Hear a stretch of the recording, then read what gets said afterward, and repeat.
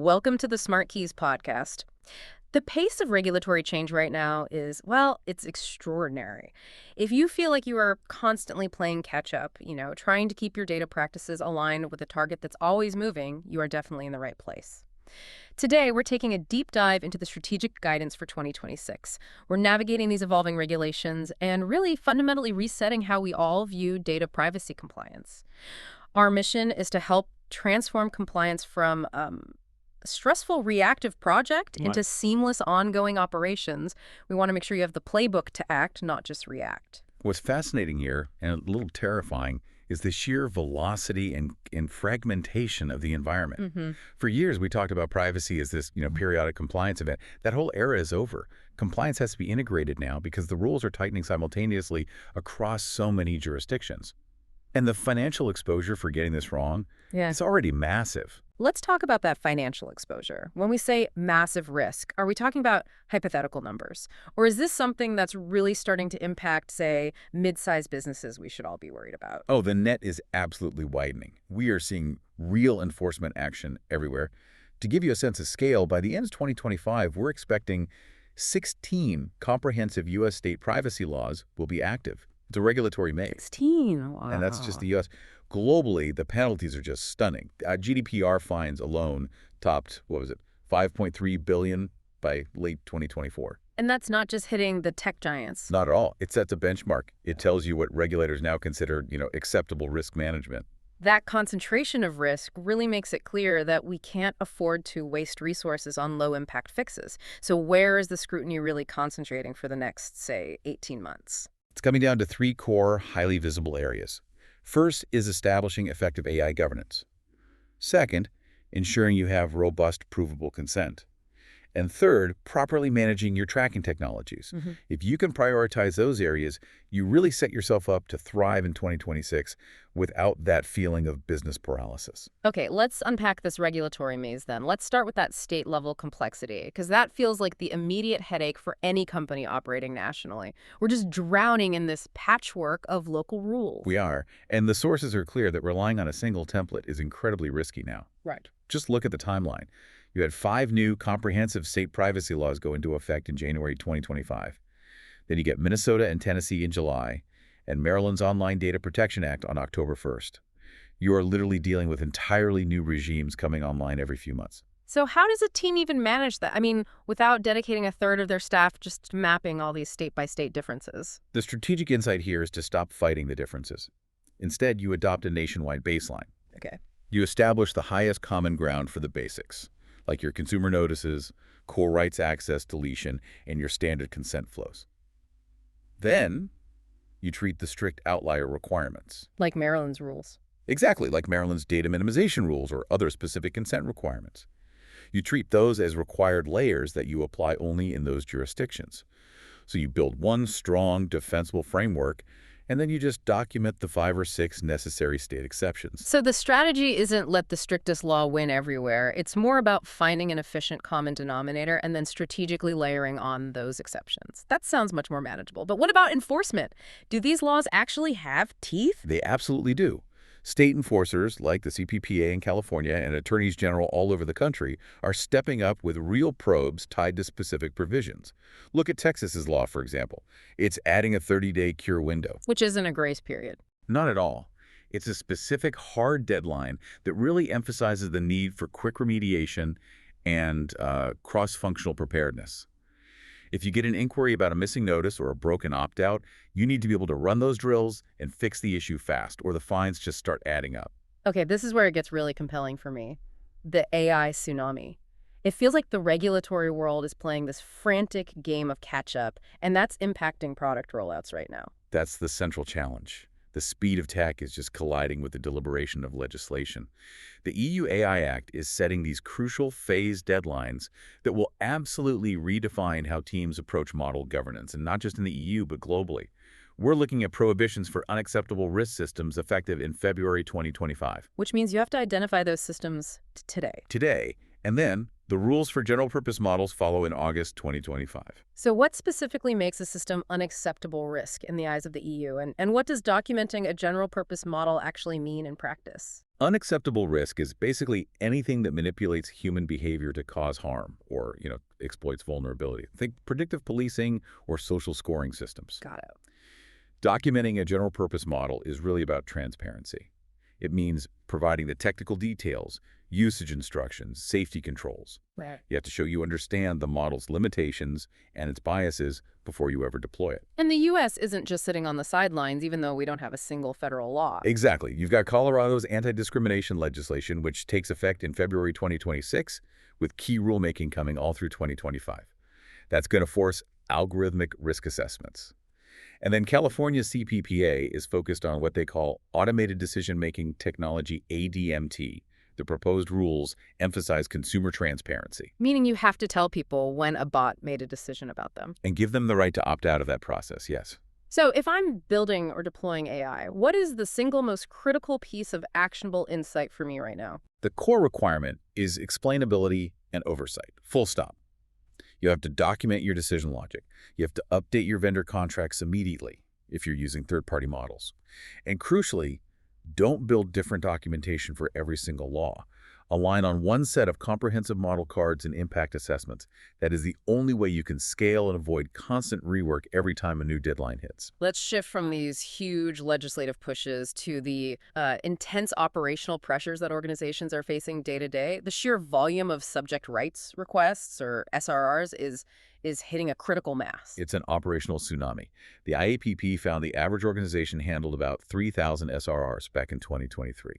And for North American teams, it was even higher, closer to 3,500. And with 16 state laws active soon, that number is only going to spike. It's going to spike hard. And think about it, 3,000 requests, often involving searching and verifying identity across multiple fragmented systems. That is a huge resource drain. So the insight here can't just be hire more people. How do you actually operationalize this function? You must stop treating SRR handling like a compliance checklist item. You have to recognize it as an essential, scalable operational function. Like inventory management. Exactly, like inventory management. Focus on building automated intake, automated verification, and streamlined response processes. But the ultimate goal has to be this.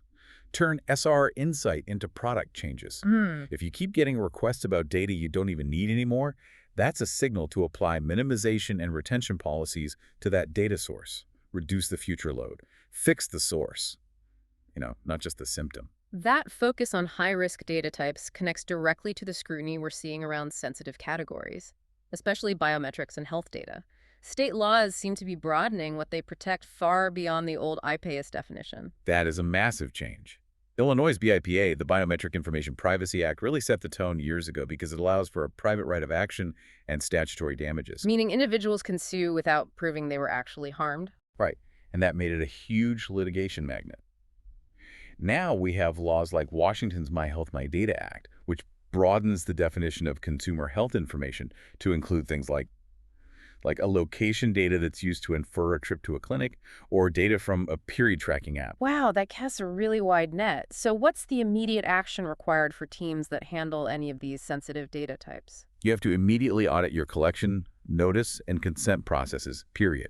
If you handle facial recognition, fingerprints, inferred health data, you need explicit, specific consent language and clear retention schedules. Apply minimization robustly. If you don't need it, don't keep it, especially for these high-risk categories. And shifting gears to the federal level, it seems we're seeing more of a focus on targeted enforcement, not so much on broad rulemaking, especially when it comes to children's data. Yeah, the expectation is that the FTC will continue to favor targeted, case-by-case enforcement, probably under the incoming leadership.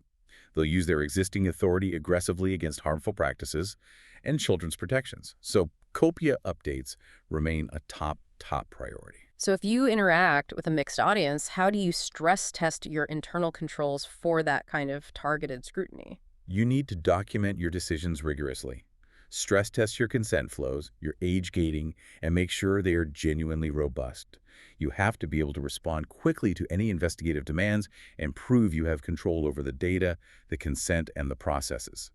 The ability to produce that enforcement-ready evidence quickly is your best defense. Let's move to one of the biggest hidden risks right now, Litigation that's coming from common website tools. I'm talking about lawsuits over pixels, chat features, session replay. This is a huge, immediate litigation hazard. It turns everyday marketing and analytics tools into legal liabilities. Plaintiffs filed nearly 2,000 federal suits in 2024 alone, alleging violations of statutes like the California Invasion of Privacy Act.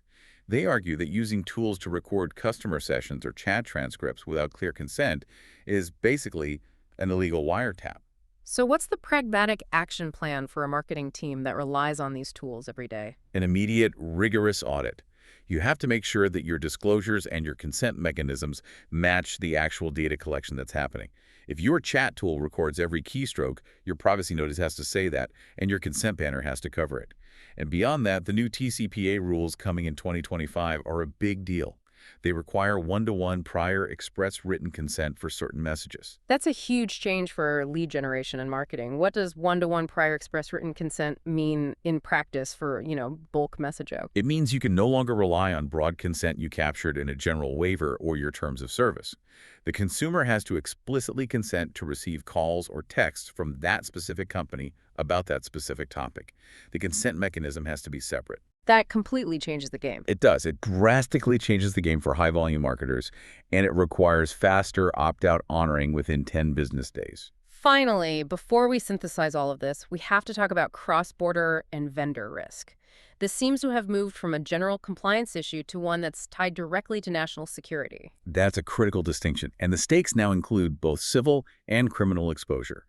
There are two major federal actions here. First, PDFA. It became law in June 2024, and it bars data brokers from selling or transferring sensitive data of Americans to foreign adversaries, so China, Russia, Iran, North Korea, or to entities that those adversaries have 20% or more ownership or control of. Okay, and the second action, the one that affects vendor and employment agreements.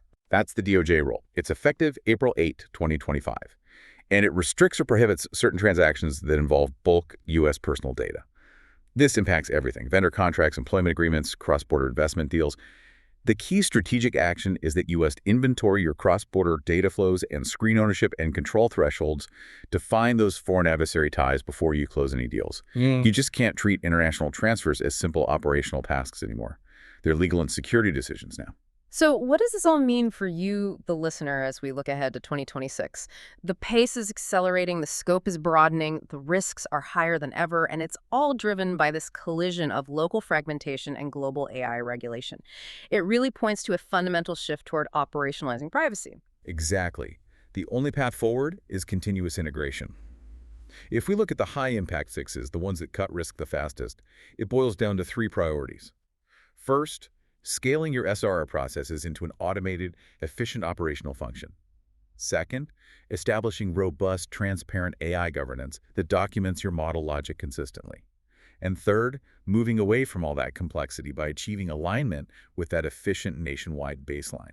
It sounds like the overall message is that we just can't afford complexity anymore. We need defensible simplicity. Defensible simplicity that's backed by evidence. The ultimate goal for you must be to embed privacy by design. Commit to focusing on the few moves that cut risk the fastest, and make sure you have robust, enforcement-ready evidence of your consent provenance and your controls.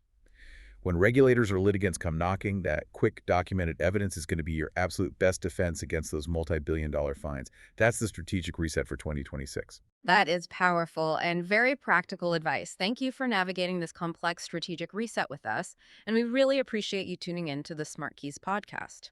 If you found this discussion valuable, please go ahead and hit that subscribe button. It ensures you get more insights on the future of work and business efficiency. And remember, all the comprehensive timelines, strategic details, and the specific legal citations we talked about are available in the full source article. We've put a link for you right there in the show notes. We'll catch you next time for the next deep dive.